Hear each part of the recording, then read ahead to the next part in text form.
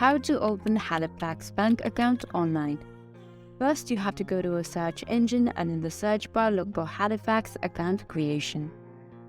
Now from the search results, you just have to go to the first website, that is open a bank account online. Then you'd have to agree to some cookies, and after you've done that, scroll down and choose the type of account that you want to create. There is one for ultimate reward current account, then reward current account and current account. After you make your choice, again scroll down and choose the one that you picked. You will now be redirected to this current account page, for which you again have to scroll, and here you'll see the option I'm new to Halifax, so go on and click on apply as a new customer. Now you'll have to click on continue, then we'll fill in some details. Are you an existing Halifax customer? You have to click on no. Then again for the second option, click on no. And for is this going to be your main account, you have to click on yes.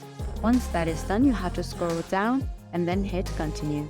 Now let's go ahead and fill in some details. You just have to type in your first name, your middle and your last, then your gender, and what prefix you prefer for yourself. After that, just fill in your date of birth and then your country of birth.